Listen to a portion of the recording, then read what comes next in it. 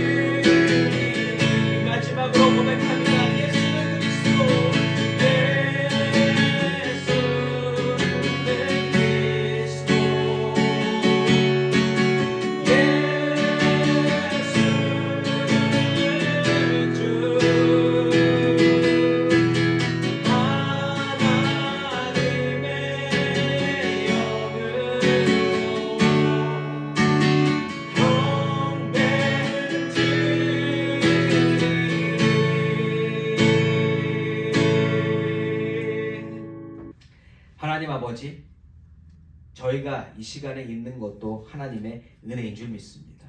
저희가 믿음을 가지는 것도 하나님이 주셨기에 가진 것임을 고백합니다. 아버지, 내가 하는 것이 아무것도 없음에 그것을 우리가 은혜라고 부르는데 아버지, 그 은혜가 확인되어지는 오늘 예배가 되어지게 하여 주시옵소서. 오늘도 그 은혜를 감사할 수 있는 이 시간이 되게 하여 주시옵소서. 그 모든 것을 감사하고 맡겨드리오며 예수님의 이름으로 기도드립니다. 아멘.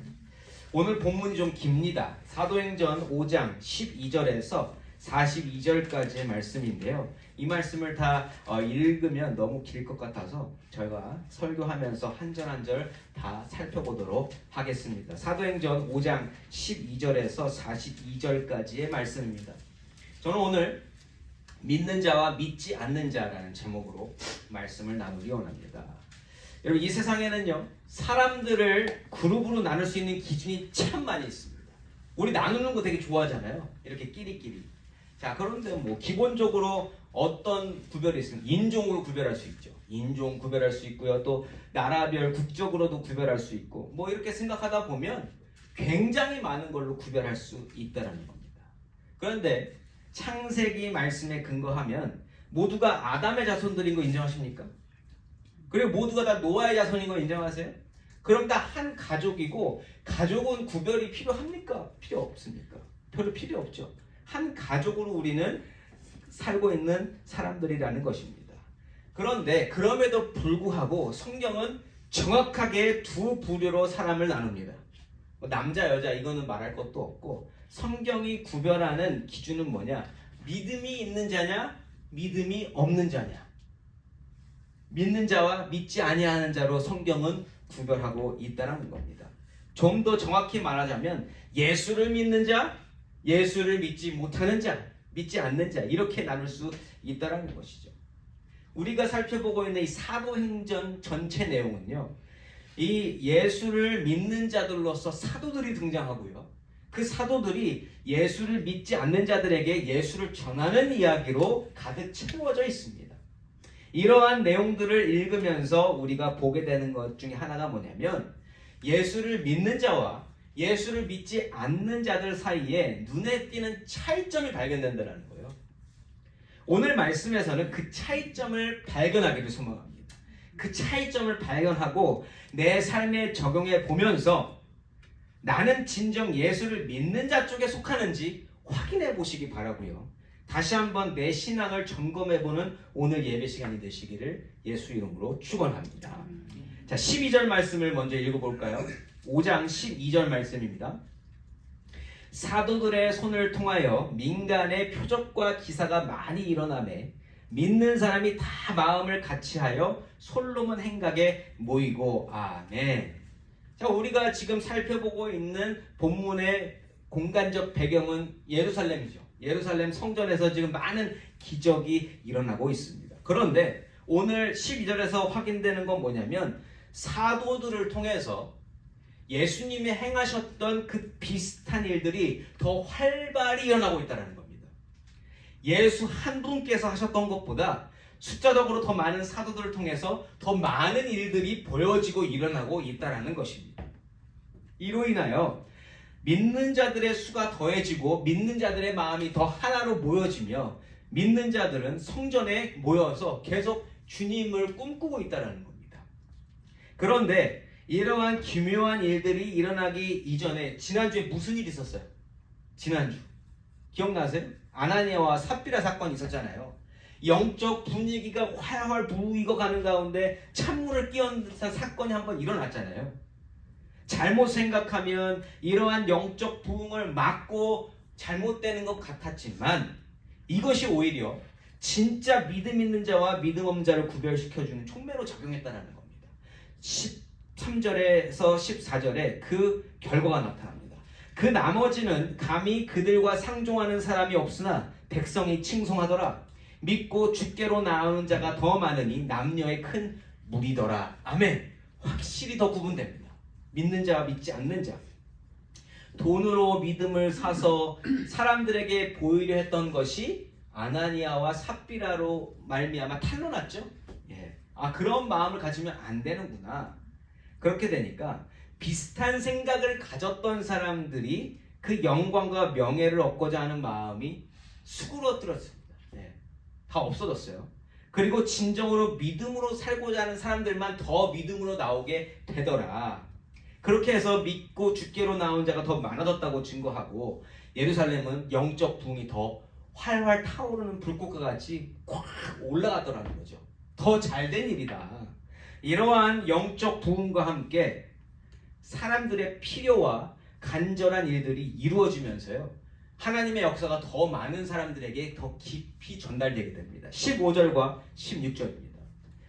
심지어 병든 사람을 메고 거리에 나가 침대와 요 위에 누이고 베드로가 지날 때에 혹 그의 그림자라도 누구에게 덮일까 바라고 예루살렘 부근에 수많은 사람들도 모여 병든 사람과 더러운 귀신에게 괴로움 받는 사람을 데리고 와서 다 나음을 얻느니라. 아멘. 어떤 모습인지 상상이 되시죠? 지금 난리가 났습니다. 예. 자, 15절에서 베드로에게 지금 사람들이 뭘 원해요? 그 그림자라도 스치면 좋겠다. 근데 이 일이 누구를 떠올리게 해요? 예수님도 그 많은 사람들 군중 사이에 지나다니실 때 사람들이 뭘 바랬어요? 그 옷깃이라도 한번 스치면 좋겠다라는 그 사건이 분명히 있었지 않습니까? 그래서 그만큼 사도들의 역사, 사도들을 통한 역사가 지금 대단해 보인다는 것을 우리가 알 수 있어요. 예수님이 하셨던 그러한 비슷한 분위기가 형성되고 있다. 그런데 우리가 여기서 한 가지 짚고 넘어가야 될 게 있습니다. 자, 이 역사가 대단한 가운데 베드로가 한 일이 뭐예요, 여러분? 베드로가 무슨 일 했습니까? 베드로에게서 능력이 나오고 있습니까? 이게 맞으면서도 틀릴 수 있다는 겁니다. 뭐냐? 베드로는 능력을 베풀고 있는 것은 맞는데 그 능력이 베드로 거예요, 아니에요? 능력이 베드로 거는 아니라는 겁니다. 베드로는 그저 하나님이 능력을 주실 때에 그 능력이 나갈 수 있도록 통로 역할을 잘한 사람이라는 거예요. 그 능력 자체는 베드로께 아니라는 겁니다. 자, 그런데 아까 15절에서 사람들이 베드로의 그림자라도 덮어지기를 원했다고 하는데, 자, 이거는 그러면 까딱 잘못하면 오해할 수 있는 부분이잖아요. 베드로 그림자 덮인다 그래서 나으면 베드로가 능력이에요? 아니죠. 베드로를 통해서 역사하시는 하나님을 바라야 되는데 사도를 바라고 있다면 그건 잘못된 믿음으로 갈 수 있다라는 겁니다.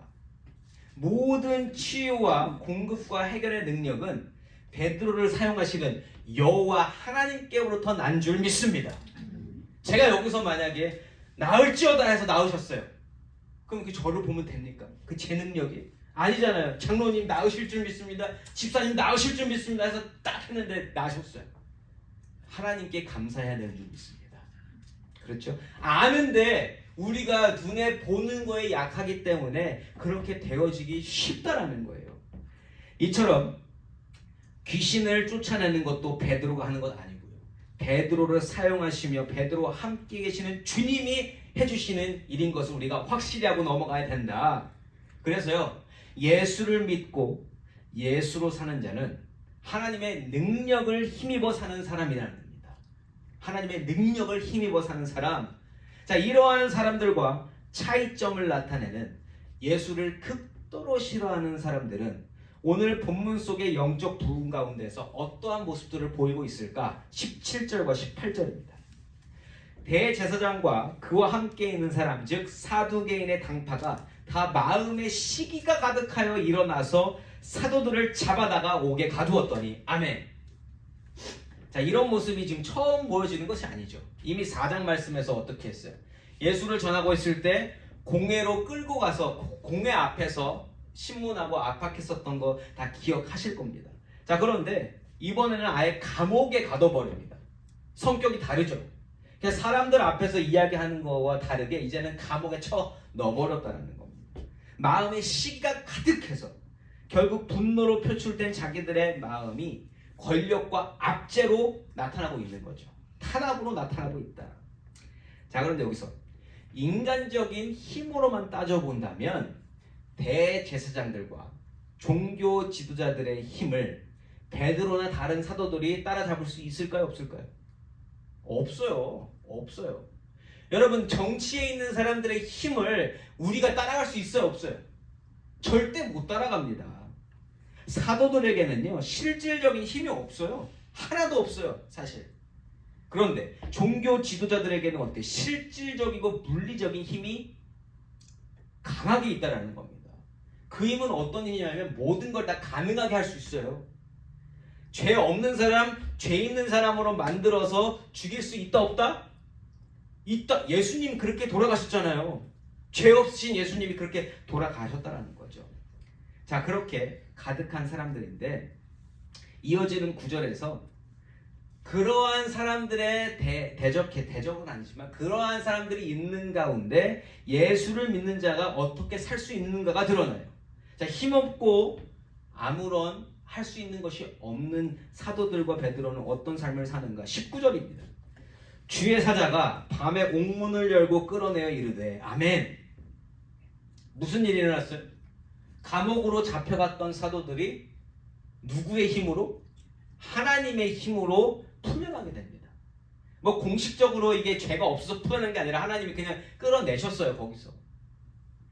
사도들은 아무것도 할 수 있는 것이 없는 가운데 주의 사자가 찾아와서 감옥의 문을 열어주시고 사도들을 거기서 끌어내 주십니다. 말도 안 되는 일이 벌어지죠. 세상의 힘에 견주면 절대로 싸울 수도 없고 대항할 수 없는 힘의 차이이지만 하나님의 힘은 언제나 세상의 힘을 훨씬 능가하는 힘과 능력이 되는 줄 믿습니다. 그래서 우리가 예측을 못해요. 그러니까 우리가 예측할 만한 것을 훨씬 뛰어넘기 때문에 우리가 하나님이 어떻게 하실지를 절대 예측을 할 수 없다는 겁니다. 우리가 가지고 있는 박스를 항상 넘어가니까. 자, 그래서 이렇게 예수를 믿는 자들은 힘이 없어도 하나님께서 행하여 주시는 힘과 능력 안에서 그 발걸음이 인도되어진다는 거예요. 이것도 우리가 모르는 부분은 아닙니다. 자, 그런데 이 장면에서 중요한 거는 감옥에서 그냥 나오는 게 중요한 게 아니에요. 감옥에서 나왔다 한들 안전합니까? 안 안전합니까? 감옥에서 나오면 뭐예요? 나가면 또 현실인데 또 붙잡고 올 게 당연한데 하나님께서 보여주시고자 하는 것은 그냥 감옥에서 끌어내는 것이 아니라 감옥에서 끌고 나오셔서 하신 일이 있기 때문이에요.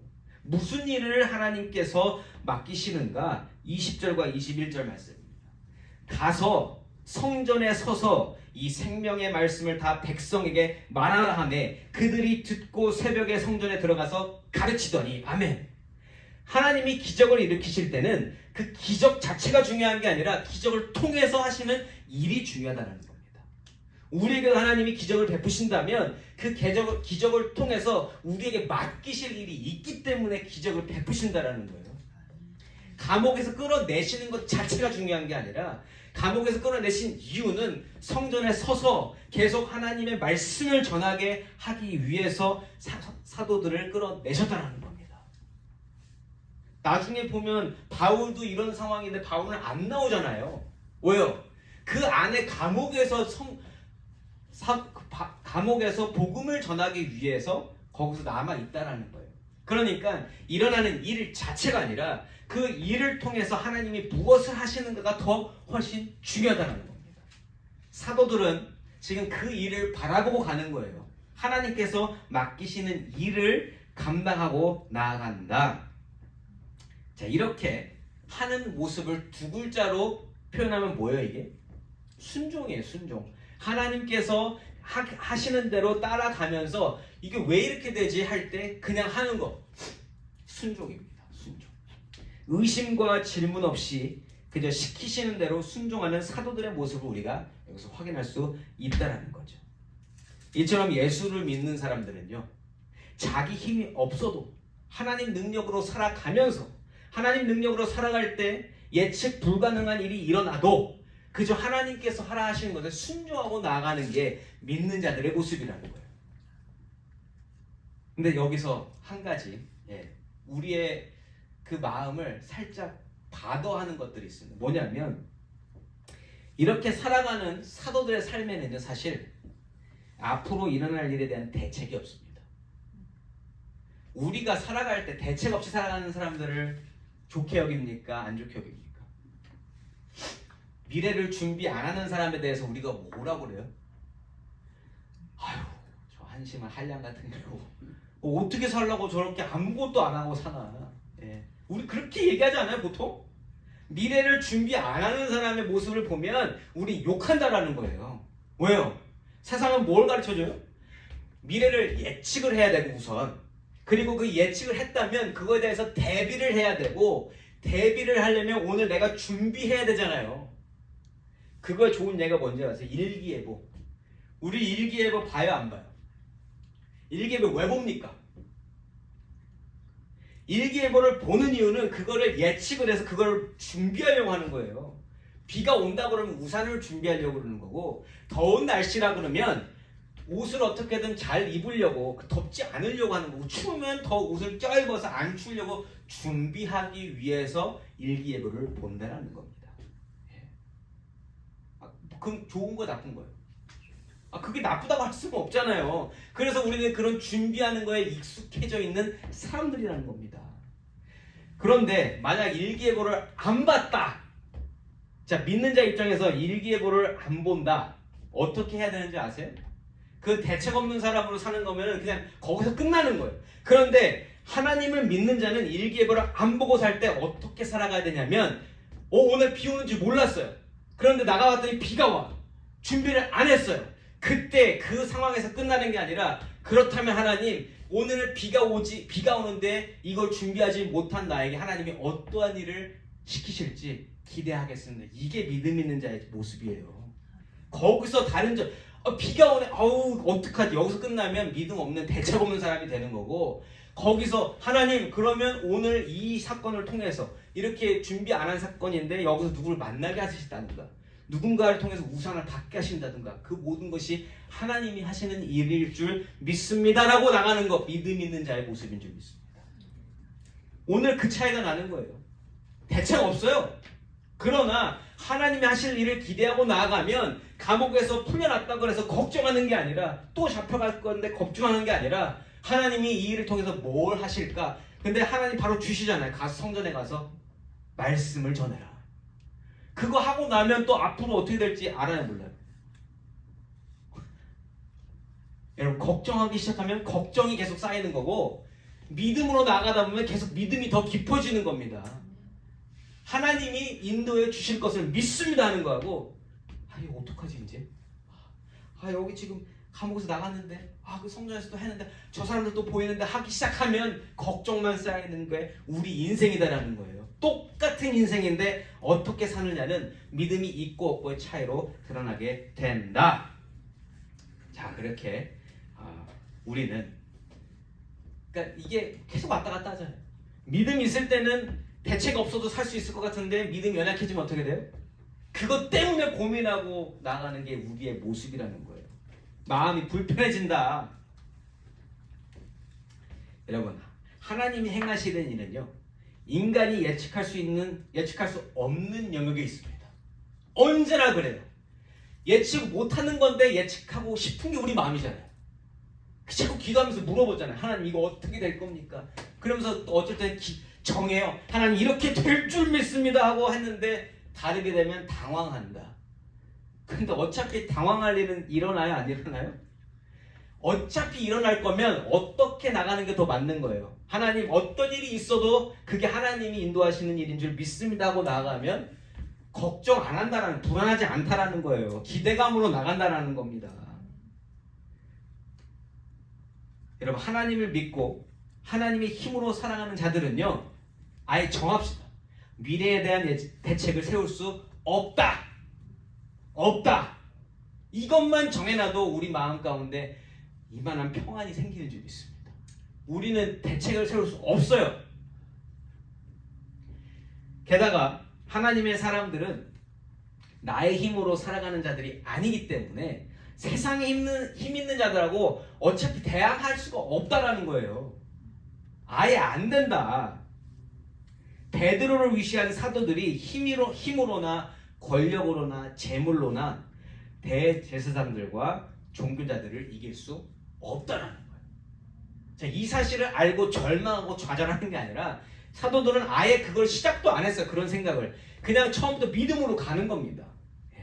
오히려 아무것도 없기 때문에 하나님을 더더욱 의지할 수밖에 없고 하나님께 순종해야만 살 수 있는 거예요. 사도들은 어설프게 있으면 어설프게 믿음과 불안이 계속 공존해 가는 거 아세요? 어설프면 안 된다. 아예 없으면 없는 게 낫다. 자, 그에 비해서 이미 힘을 가지고 있는 자들은 어떻게 살아가는가? 여러분, 그들은요, 이 힘으로 뭐 하냐면 끊임없이 대책 마련을 하고요, 끊임없이 추후 대비에 힘을 쓰고 자기 방어에 모든 머리와 권력을 총동을 한다라는 거예요. 그게 그들의 삶의 방법이에요. 21절 후반부 말씀입니다. 대제사장과 그와 함께 있는 사람들이 와서 공의 왕 이스라엘 족속의 원로들을 다 모으고 사람을 옥에 보내어 사도들을 잡아오라 하니 아멘. 자, 지금 있는 이 힘들을 다 해서 지금 자기들이 옥에 가둔 사람들을 데리고 오라고 합니다. 원래는 이게 돼야 돼요, 안 돼야 돼요? 원래는 이게 되어지는 일이잖아요. 힘이 있으니까 이미 잡아왔고 잡혀 있는 사람 데리고 오는 것보다 더 쉬운 일이 있어요, 없어요? 없어요. 이건 그냥 당연히 되어져야 하는 일이다. 자, 그런데 21절 후반부에서 등장하는 인물들이 어떤 사람들이에요? 여러분, 대제사장과 함께 있는 사람들, 그들의 측근들, 유대 사회 최고 계층이 모인 공회, 그리고 누구까지 모았어요? 이스라엘 족속의 원로들까지 모았어요. 그러니까 사람들이 딱 봤을 때, 야, 이거는 그냥 권력층의 피라미드라고 하면 피라미드 꼭대기 있는 사람들이 다 모인 겁니다. 다 모였어요. 자, 사실요, 이러한 사람들이 모이면요, 인간이 생각하기에 되어지지 못할 일도 될 수 있어요. 정말로. 지금 우리가 그런 거 보고 있지 않아요? 이 세상이 돌아가는 그 모습을 보면 내가 생각하기에는 불가능한 일들을 이러한 사람들이 모이면 되어진다, 안 되어진다? 되어져요. 예. 안 되는 일도 되게 할 수 있을 만큼의 힘이 지금 모아진 상태라는 겁니다. 자, 이처럼 현재 이스라엘 중심 예루살렘에서의 모습을 그냥 이렇게 밖에서 보면 믿음 있는 자들의 삶과 믿음 없는 자들의 삶이 아주 팽팽한 접전을 벌이고 있습니다. 예. 영적 싸움인 거죠. 그러니까 영적으로 봤을 때는 팽팽한 접전이고 그냥 봤을 때는 승산 없는 싸움이 그냥 되어지고 있다. 싸움도 아니죠. 힘 있는 자들이 모든 것을 다 컨트롤하려고 하는 그런 상황에 있다. 그런데 영적으로 보면 믿음 있는 자들의 세계는요, 힘으로 딸리고 할 수 있는 것이 전혀 없는 상황이지만 뭐 하고 있어요? 그냥 하나님만 따라가고 있다는 겁니다. 대책이 있어요, 없어요? 없어요. 어떻게 될지 몰라요. 그냥 하나님이 인도하시는 대로 한 걸음 한 걸음 순종하고 있다. 가능성만 보면 두 세계 가운데 누구에게 더 승산이 있어 보입니까? 힘 있는 사람들이 모였다니까. 지금 상위 1%가 모여가지고 작당하고 있어요. 그러면 나는 오늘 거기에 당할 수밖에 없어요? 아니면 여기서 헤어날 방법이 있어요? 내 힘으로? 없어요. 지금도 세상이 흘러가는 모습이 그러한 모습과 닮아 있고요. 여러분, 그래서 믿음으로 사는 세계는 확실히 두렵고 불안할 수 있습니다. 저는 이거를 부정하지 않겠어요. 여러분, 믿음으로 사는 거는 불안한 게 맞는 거예요. 인간적으로 보면 두려운 게 맞는 겁니다. 왜요? 내가 예측하고 설계하고 준비할 수 있는 게 있다 없다? 없어요. 믿음으로 살면 그게 안 되는 거예요. 하나님이 그걸 하지 말라고 하셨어요. 나를 붙들라고 하셨잖아요. 근데 하나님이 나를 붙들라고 하실 때 미리 보여주세요, 안 보여주세요? 하나도 안 보여주신다. 비슷하게라도 보여주시면 우리는 거기에 평안을 얻고 간다. 하나님이 원하시는 건 뭐예요? 네가 전적으로 나를 믿는 거에서 평안을 얻으라. 근데 거기에는 예측도 안 되고, 그러니까 설계할 수도 없고 준비할 방법이 없다. 이러한 상황에서요, 하나님은 그러한 상황에서 믿는 자들을 통해서 믿음 없는 자들에게 하나님을 드러내신다라는 거예요. 그게 22절에서 26절까지의 말씀입니다. 자, 다시 아까 본문으로 돌아오면 이 엘리트 권력층이 병력을 감옥에 보내서 이미 잡혀 있다고 생각하는 그 사도들을 데려오라고 해요. 그런 다음에 뭐 하는 거예요? 사람들 앞에 불러놓고 1%들 다 모인 자리에서 여러분 지금 여러분들이 백악관 가가지고 이렇게 쓰면 예. 쫄릴까 안 쫄릴까요? 좀 비유가 좀 그렇긴 한데 갈 일도 없겠지만 예. 가서 뭔 얘기를 할 거예요? 백악관 가가지고 내가 예? 가서 내가 얘기한다고 그거 먹혀야 안 먹혀? 하나도 안 먹힙니다. 그러니까 어쨌든 분위기로 압도하려는 거예요. 분위기로 지금 사도들을 짓누르려고 하고 있다.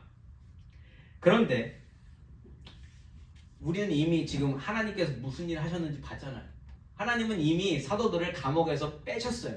그 성전에서 지금 말씀 전하게 하고 계시다. 지금 그거 하고 있는 중입니다.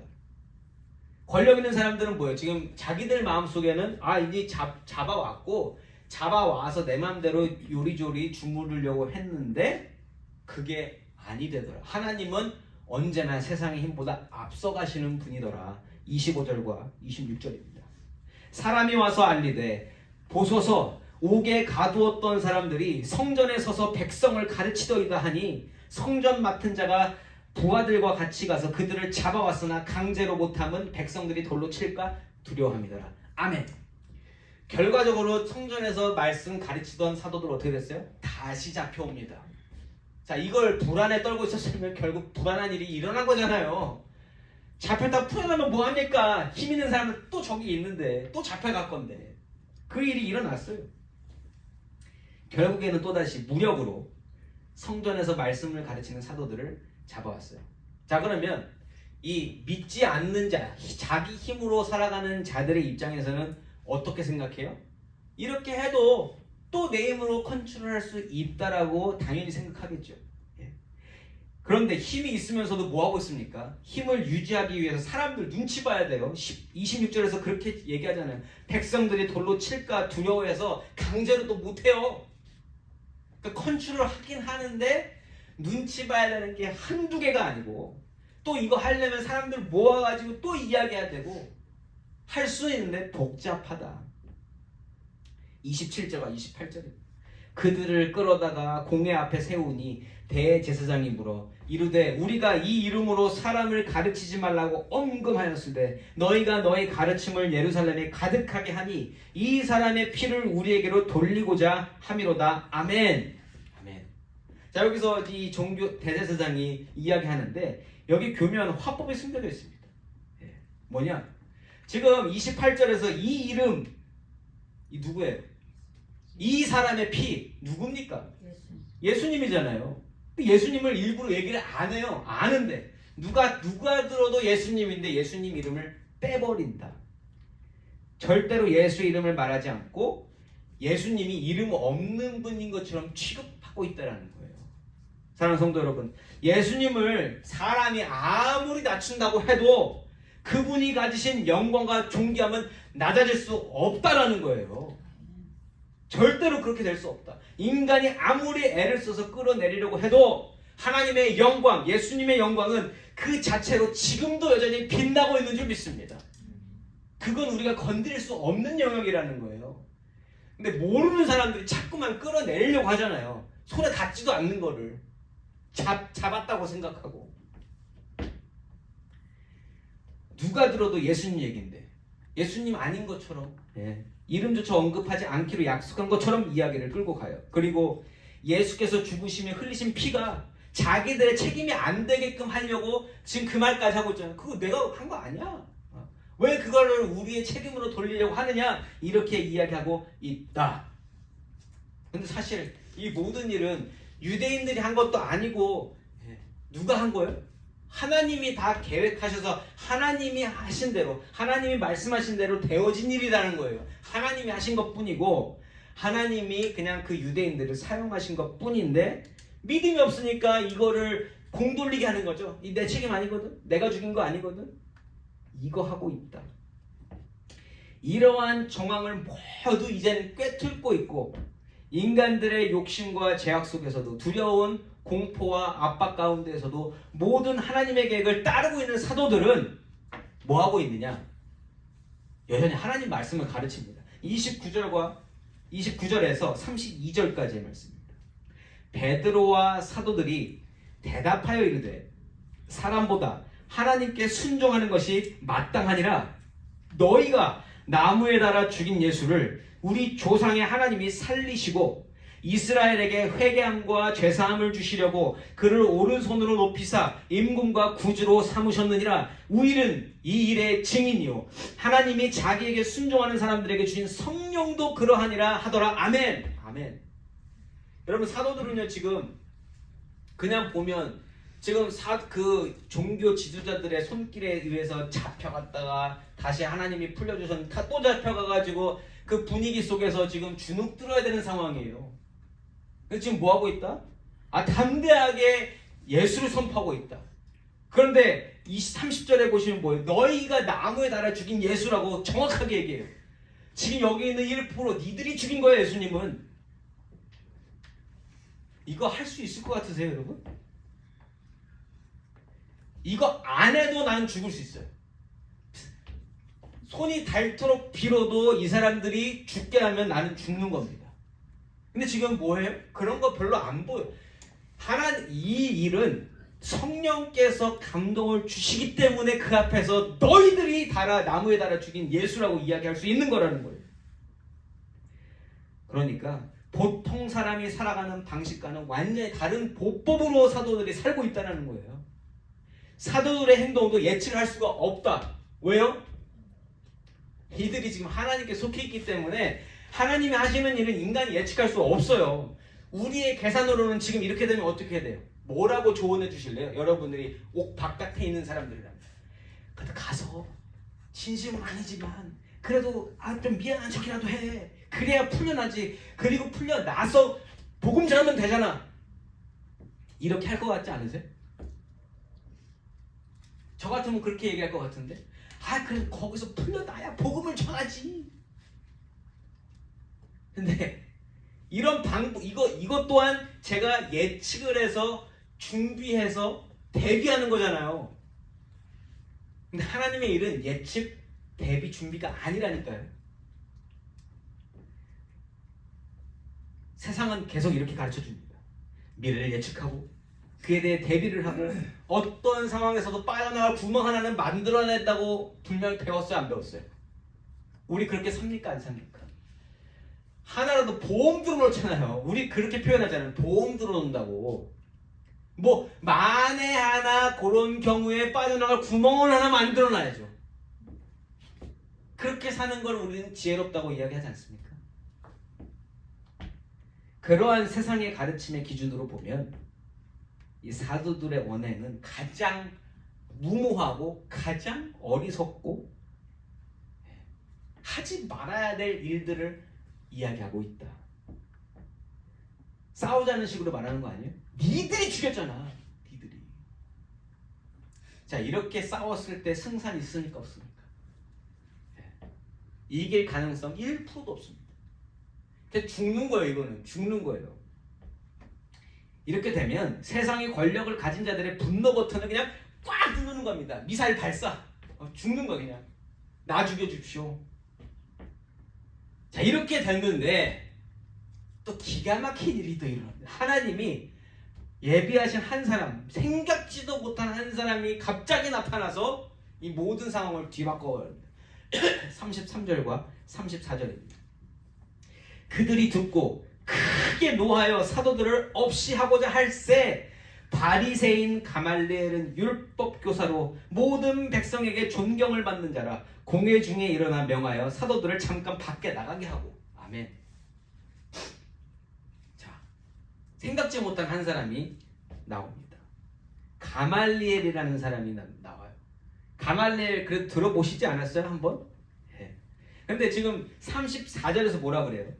율법 교사라는 걸 우리가 알 수 있고요. 또 모든 백성에게 존경을 받는 사람이다. 근데 이 모든 백성이요, 진짜 모든 백성이에요. 사내들인 공회에 있는 그 상위 1% 되는 엘리트들에게도 존경받는 사람이고, 또 그냥 일반 백성들에게도 존경받는 그러한 사람이 가말리엘이에요. 그리고 또 우리가 가말리엘을 아는 이유가 뭐예요? 사도 바울이 율법을 배운 사람, 율법을 바울에게 가르쳐준 사람이 누구예요? 이 가말리엘이에요. 그렇죠. 자, 그러면 율법을 알고 율법의 전문가고 이 공회의 존경을 받는 사람이라면 사도들 편에 있는 사람에 가까울까요? 아니면 공회 쪽의 편으로 생각하는 게 맞을까요? 당연히 공회 쪽에 있는 사람들하고 친할 거 아닙니까? 그렇지 않겠어요? 네. 그런데 그 사람이 갑자기 공회에서 사도들 나가라 그러고 하는 말이 충격적이라는 거예요. 35절 말씀입니다. 말하되 이스라엘 사람들아 너희가 이 사람들에게 대하여 어떻게 하려는지 조심하라. 아멘. 믿음 없는 자들의 힘, 세상의 힘이 이 사도들을 죽이려고 하려고 하는 그때에 브레이크를 확 거는 사람이 가말리엘인 거예요. 조심하라라고 이러면서 이스라엘 사람들이 떼죽음을 당했던 사건들을 상기시켜줘요. 왜 그런지는 몰라요. 그런데 갑자기 나타나서 이러한 얘기를 하면서 사람들의 마음을 수그러뜨리더라는 거예요. 그러면서 예수를 믿던 믿지 않던 간에 모두가 인정할 수밖에 없는 말을 던지면서 분노가 끝까지 차오른 사람들의 마음을 누그러뜨립니다. 38절과 39절이에요. 이제 내가 너희에게 말하노니 이 사람들을 상관하지 말고 버려두라. 이 사상과 이 소행이 사람으로부터 났으면 무너질 것이요 만일 하나님께로부터 났으면 너희가 그들을 무너뜨릴 수 없겠고 도리어 하나님을 대적하는 자가 될까 하노라. 아멘. 아멘. 이 이야기를 하기 전에 아까 36절과 37절 우리가 읽진 않았지만 이전에 케이스 스터디를 하는 거예요.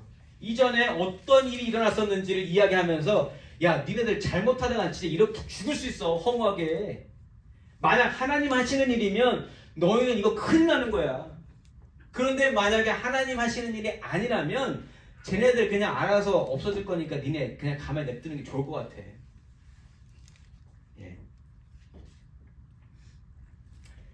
하나님이라면 이스라엘은 깜빡 죽습니다. 종교 지도자들도 더해요. 예. 예수를 이렇게 박해하고 있지만 이 사람들이 자기들이 믿는 하나님에 대해서는 껌뻑 죽는 사람들이라는 거죠. 또 그러니까 그러한 자들인데 하나님이 하시는 거와 하나님이 안 하시는 거 갑자기 얘기하니까 정신이 번쩍 드는 거죠. 하나님은 무섭거든요. 내가 가진 힘이 있어도. 또 여기서 재밌는 건 뭐냐면 이들은 결국에는 권력의 힘으로 움직이고 있다는 하나님 때문에가 아니라 가말리엘이 이야기하니까 듣는 거예요. 가말리엘도 결국에는 권력의 1인자라고 지금 자기들이 인정하는 거 아니겠어요? 이 사람들은 끝까지 권력 쫓아가고 있다는 거예요. 권력의 말을 듣고 있다. 세상 힘의 원리에 의해서 사도들을 향한 분노가 없어진다. 그런데 이 모든 상황조차도 누가 지금 주관하시는 거다? 하나님이 하고 계시다라는 거죠. 여기서 중요한 것은요. 가말리엘이 왜 등장했냐는 거예요. 왜 갑자기. 그리고 가말리엘의 등장으로 인해서 이 험악했던 상황이 어떻게 급변하게 되는가? 40절과 41절입니다. 그들이 옳게 여겨. 뭘 옳게 여겨요? 가말리엘의 말을 옳게 여겨서 사도들을 불러들여 채찍질하며 예수의 이름으로 말하는 것을 금하고 놓으니 사도들은 그 이름을 위하여 능욕받는 일에 합당한 자로 여기심을 기뻐하면서 공회 앞을 떠나더라. 아멘. 지금 기뻐할 일입니까? 지금 채찍질하고 지금 맞아가지고 지금 아파 죽겠는데? 근데 이 기쁨은 어디서 오는 거예요 도대체? 하나님이 그 마음을 채워주시니까 그 영이 하나님께로 온전히 향해 있으니까 지금 이 모든 능욕받는 일에 대해서 합당한 자로 여기면서 기뻐하더라. 대책도 없고 예측할 수도 없고 앞으로 또 어떠한 일을 맞이하게 될지 어떤 매를 맞을지 어떠한 탄압을 받게 될지 모르는 상황 아니겠어요? 그것만 생각하면 불안한 미래 아니겠습니까? 도대체 무슨 일이 나에게 일어날지 모르겠는데 그런데 이 사람들이 지금 무슨 능욕받는 일에 합당한 자로 여김을 기뻐한다. 이 사람들 지금 매 맞고 나온 채찍질 맞았는데 지금 얼굴 표정 어떨 것 같아요? 얼굴 표정 어떨 것 같습니까? 그 얼굴 표정을 자연스럽게 떠올리게 하는 말씀이 42절입니다. 그들이 날마다 성전에 있든지 집에 있든지 예수는 그리스도라고 가르치기와 전도하기를 그치지 아니하니라. 아멘. 이 정도 탄압받았으면 멈춰야 되는 거 아니에요? 감옥 잡혀가고 또 잡혀가고 사람들 앞에 이렇게 프레셔 받고 채찍질 풀려나는데도 채찍질 맞고 풀려나고. 근데 어떻게 했다? 성전에 있든지 집에 있든지 날마다 예수는 그리스도라고 가르치기와 전도하기를 그치지 아니하니라. 이거는요 사람의 힘으로 할 수 없어요. 이들이 하고 싶어서 하는 게 아니라 안 하면 안 되겠는 그 마음이 이 사람 사도들에게 가득 찬 겁니다. 이게 믿음 있는 자의 모습이에요.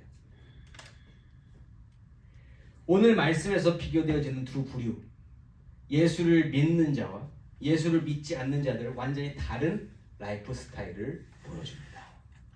예수를 믿지 않는 자들, 믿음이 없는, 믿지 아니하는 자들은 내가 가진 힘과 더불어서 세상에서 인정하는 힘 있는 자들과의 단합을 해서 더더욱 미래를 확실하게 예측하려고 노력해요. 그리고 미래를 대비합니다. 그리고 그 힘으로 오늘의 상황을 내 힘으로 컨트롤하려고 하는 거기에 모든 힘을 쏟는다는 거예요. 근데 이게 돼요, 되기는. 된단 말이에요. 이 방법은 세상에서 살아갈 때 가장 최고의 방법이기 때문에, 인간이 할 수 있는 최고의 방법이기 때문에 예수를 믿지 않는 자들은 길을 쓰고 그래서 힘을 만들려고 하는 거예요. 길을 쓰고 그래서 네트워크를 만들려고 그렇게 힘쓰는 겁니다. 그리고 세상을 컨트롤하려고 집중한다는 거죠. 이거 뭐 저만 아는 얘기? 아니잖아요. 그냥 보이잖아요. 세상이 어떤지. 그런데 예수를 믿게 된 자들은 어떻습니까? 그냥 겉으로 보면 뭐 하는 건가 싶어요. 대체가 없어요. 무모해요. 무식해요. 대단한 삶의 방법이 있는 것도 아니에요. 뭐 하냐고 물어보면 대답을 못해요. 정말 아무것도 없습니다.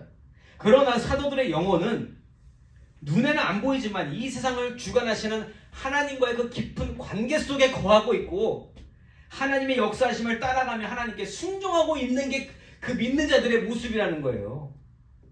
겉에서 보면 아무것도 없는 것 같지만 나는 이 세상을 주관하시는 하나님을 쫓아가고 있는 겁니다.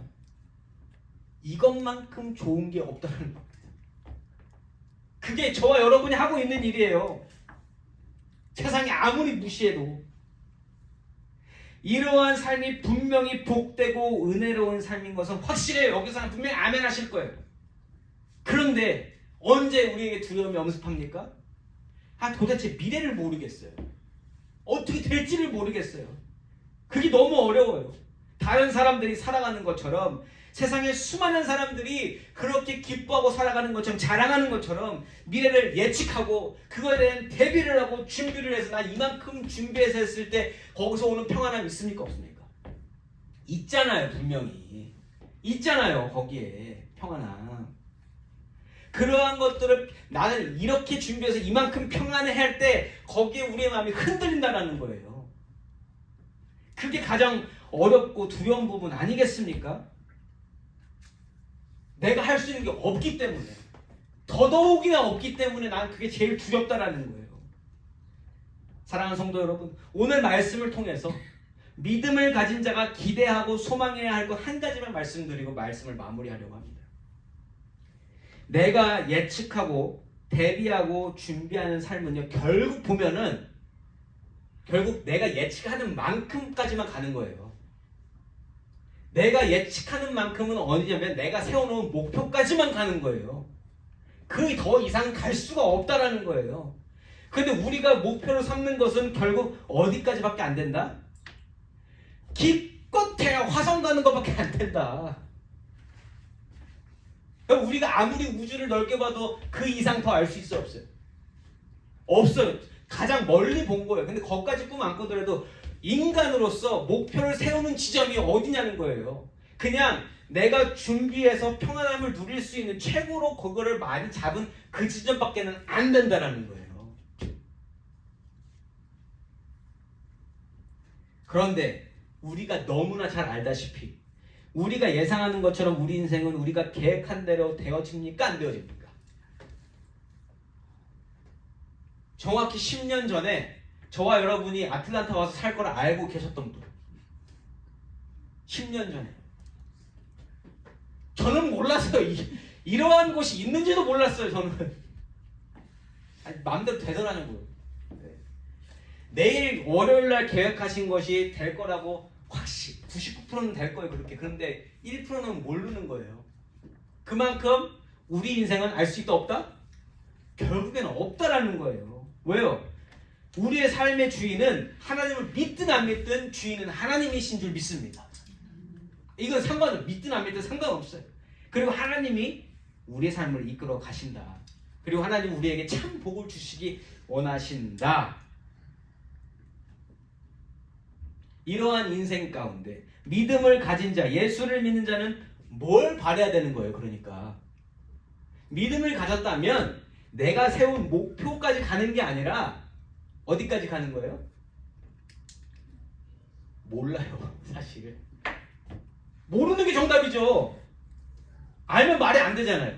근데 우리는 알고 가기를 원하잖아요. 그래서 자꾸 물어보고 자꾸 그걸 세우려고 하잖아요. 깃발 꽂으려고 그러잖아요. 어디까지 가야 되는지 모르는 게 정답이다. 모르는 게 내가 만약에 목표를 세우고 거기까지 가는 거를 자꾸만 생각하고 거기에 대해서 기도하고 있다면 그건 결국 내 능력으로 지금 거기까지 가겠다라는 거예요. 하나님 내 능력 갈 테니까 그거 도와주세요 하는 것밖에 안 된다. 믿음 있는 사람은 여러분 내 목표를 이루는 것이 아니라 하나님이 이루실 것을 바라고 가는 거예요. 모르는 거지만 그거를 하나님 믿습니다 하고 가는 게 믿는 자들의 삶의 목적이다라는 거예요. 하나님이 하실 일에 대해서 기대하고 가는 거예요. 뭔진 모르지만. 그런데 우리가 알고 모르는 게 있는데 아는 건 뭐냐? 하나님 하시는 일은 반드시 나에게 복된 일이다. 믿으십니까? 그 믿으니까 가는 거잖아요. 근데 또 못하는 게 뭐예요? 그거 믿는다고 하면서 또 모르면 불안해하고 걱정하고 하나님 다 알려주세요 라고 하고 가는 게 우리의 모습이다. 여러분 진짜 믿음을 가지셨다면 진짜 하나님이 하실 일에 대해서 믿으신다면 오늘 이 시간에서도 하나님 행하실 일에 대해서 몰라도 기대해야 되는 게 맞다는 겁니다. 여러분 기대하십시오. 사도들이 오늘 감옥에 끌려갈 거 알았다면 그렇게 못했을 거예요. 풀려날고 그리고 채찍질 맞고 그런 걸 알았다면 못했을 거예요. 그런데 이 사람 사도들의 삶은 뭐예요? 모르는데 하는 거예요. 모르는데 하나님이 일로 가시면 일로 가라 하시면 가는 거예요. 거기서 또 어떻게 될지 몰라요. 대책을 세울 수가 없습니다. 그러나 하나님께서 하신 일은 반드시 선하고 나에게 좋은 것이란 믿음을 가지게 되면 그 믿음이 하나님께로부터 오게 되면 우리는 그렇게 살게 된다는 거예요. 사도들이 감옥에 갇혀서도 괜찮습니다. 왜냐하면 그 일을 통해서 하나님을 드러내실 것이기 때문에 내가 어떻게 되느냐가 아니라 하나님이 그 일을 하실 것이기 때문에 세상의 권력자들이 총동원해서 나를 두렵게 해도 괜찮습니다.